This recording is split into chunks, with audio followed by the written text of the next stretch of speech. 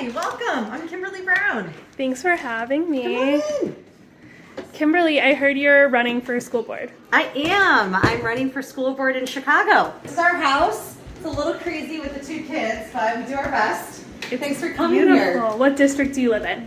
This is District 4, so we're currently in Lakeview East, but District 4 goes from Old Town to Uptown. In 2 sentences, what inspired you to run for this office? I have experience and empathy to be successful in this role. I've been a board member and I'm an educator and I've got kids in CPS.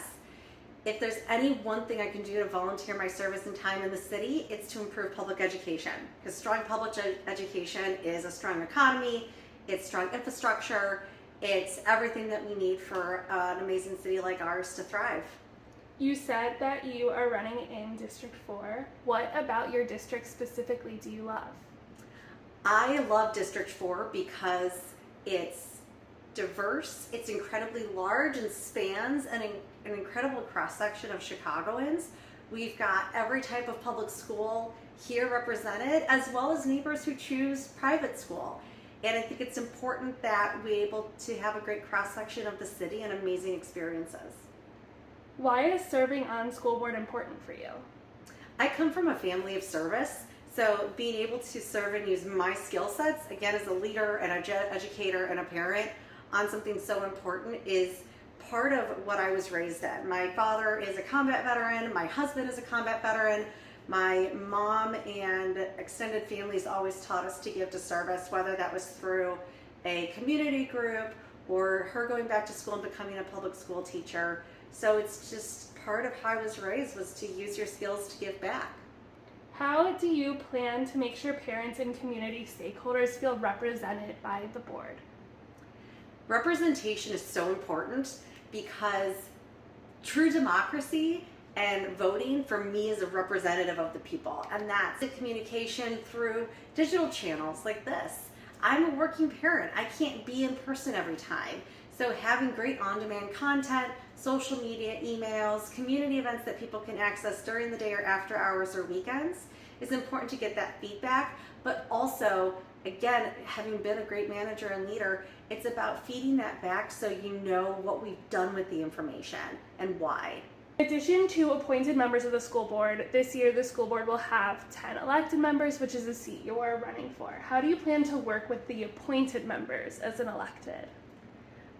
I'm going to go into any board member seat as one team. And so whether you've been elected or appointed, I have to believe and trust that your intentions are just as good as those who have been elected. And so we need to unify as the board as soon as we sit down in meeting one to be one team and one representative for every young person and family in Chicago. So I want to take the idea of I'm elected or I'm appointed out of the equation because we're still responsible and accountable to our community. There's an ongoing fight at the state level over the financial management of the district. What is the top issue that you think needs to be addressed by this new board? We need to start driving a significant culture change in CPS, and the first step to do that is bringing radical transparency and accountability to the board. And that is a true deep financial audit, and then truly understanding and sharing where we failed and where we need to do better. If we can't be honest and rebuild that trust, we're not going to be able to move forward. So we need to be incredibly clear and use radical transparency to show where the budget is, what the cash flow is, and then how we plan on moving forward, and the commitment to be accountable and own it when we're not doing it right, and how we're going to pivot if it's not working. Earlier you mentioned your wide variety of different professional experiences. What is one lesson that you have learned from those that you want to apply to your time on the school board? I have had an incredible amount of experiences, and the unifying thread through all of those is what I call being human-centered. And at the end of the day, we have to ground ourselves in the fact that we're all human beings, and change can be hard. People can be scared, even adults. And so we have to approach it with humanity and the focus to bring everyone along for the ride with positive and constructive movement. Fear is a great target, and it's really easy and compelling to use arguments and divisive techniques. But what I've learned is people want to follow and be a part of something positive and growth related. And we're all human. So finding that connective thread, building that vision that unites us, and then everyone working towards that North Star. And beautiful things can happen. This spring, parents were told busing was not a guarantee for students. Do you think busing should be a priority for CPS? Busing is absolutely critical for CPS, not just for those individuals who need it, but for anyone in the district, because when you only provide busing for students in need, you're creating an other. And so we want every single student to be on that bus. Every parent needs to be able to get to work. Every caregiver needs to be able to support their community, and we should have general busing for all CPS. If we can't guarantee that every child can get to school safely, supported by our agency, then nothing else matters. So not only is busing critical, it should be general busing, and there should be a culture in CPS where everyone is excited to ride the bus. The impacts of COVID are still very clear in test scores across the district. How do we make sure this performance gap gets closed? We have some of the country's best principals in our schools, and they are incredibly educated individuals to help figure out and talk to the board about what they need. Every parent will tell you they love their school, they love their teachers, they love their principal. They don't like central office. And so CPS needs to get out of its own way, talk to principals, and give them the support they need to drive that success. And I will say that growth doesn't mean that we're going to get all the standards to be exceeded, but we need to also measure for growth, even if we're not getting them back to the levels they need to be right away. What other agencies or social services should the school board and CPS be working with in the new school year?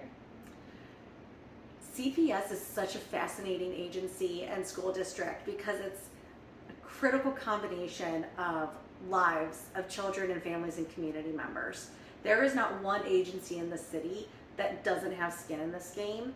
I think the most important thing is making sure we're complementing and working together, not creating redundancy or inefficiencies, and all working towards the same end goal. Because if we're working with young people and families, we're working for Chicagoans, and we're all united around that. So there is no agency that shouldn't be working towards the public education of our young people. If you could wave a magic wand and make one change to CPS, what would it be? I want a culture of positivity and one CPS. And the divisive rhetoric and the zero-sum game mentality that you have to lose for me to win is not helping and categorically hurting our system.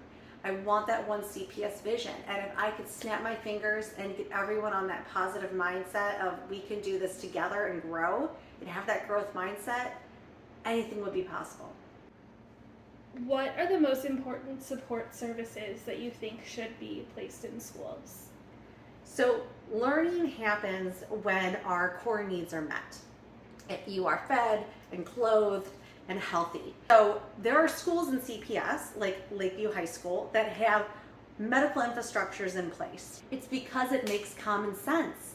If you are a student, you need more than just a nurse's office today. You might need access to parental or caregiver approved pharmacy. You can go there for a quick doctor's appointment. You can get your vaccines on site. When you're a CPS parent volunteer, you need to get TB tested and have all these different tests to make sure that you can safely enter that school.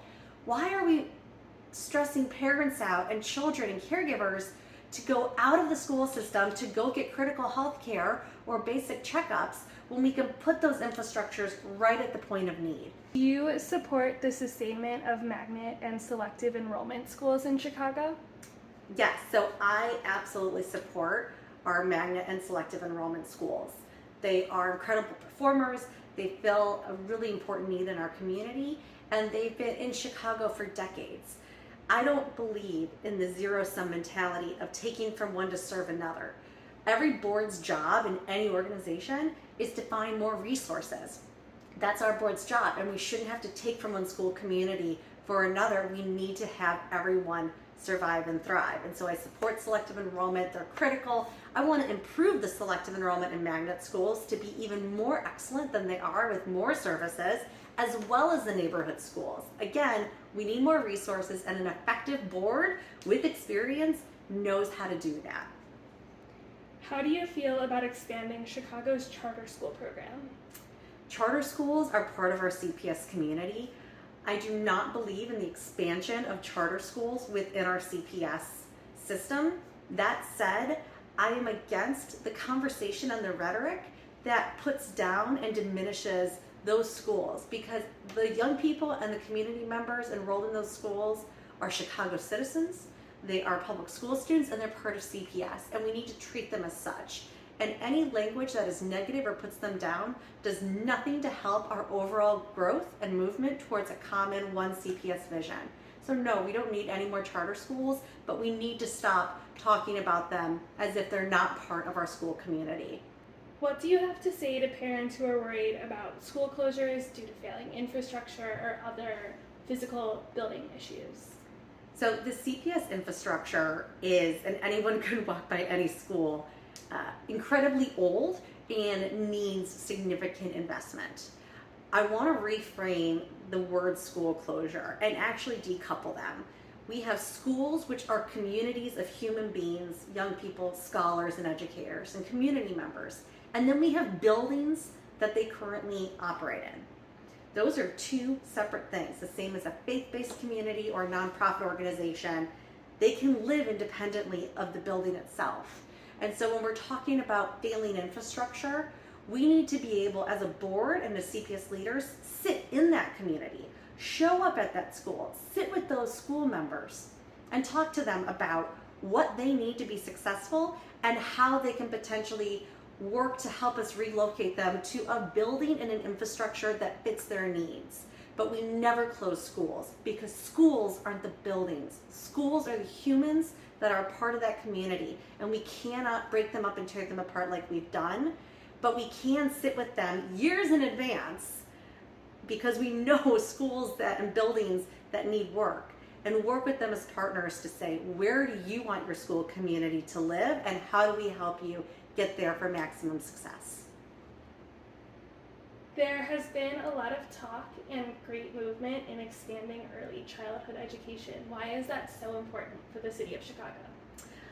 I'm really excited that the state of Illinois has started a new state agency focused on early childhood education. Scientifically, early childhood education sets young people up for success.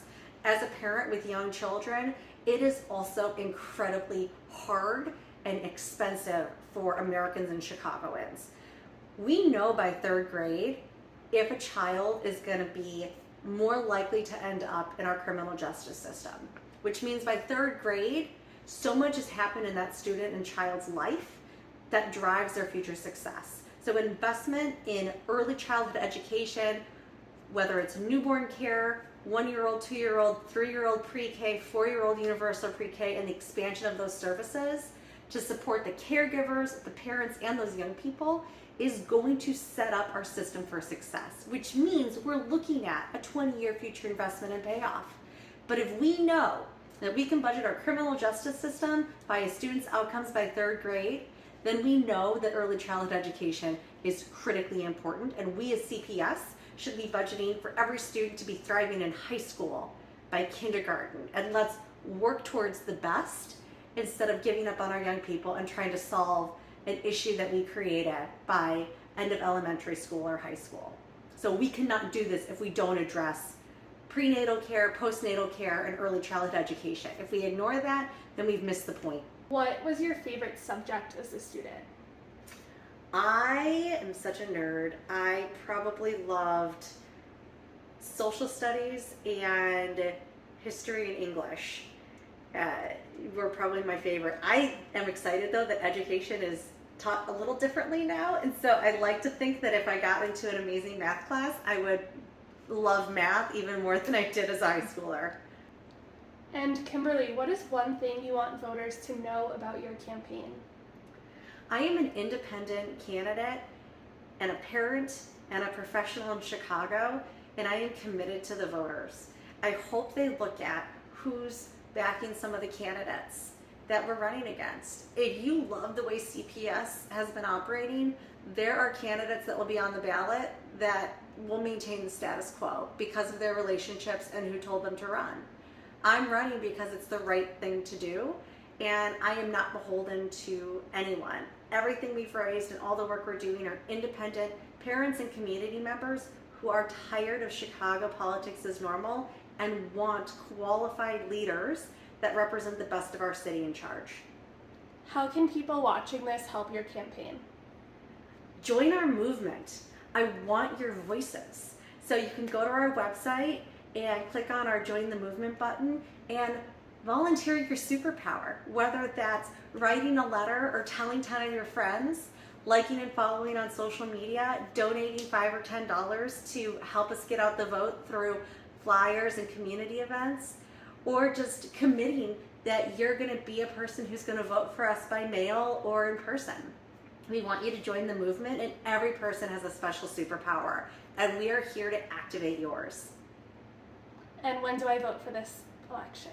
Well, I hope everyone enjoys the Illinois ability to vote by mail. So as soon as you finish watching this, go online and register for your mail-in ballot. I vote by mail. It's amazing, and every vote counts. If that's not good for you, early voting starts as early as mid-October all the way through November 5th.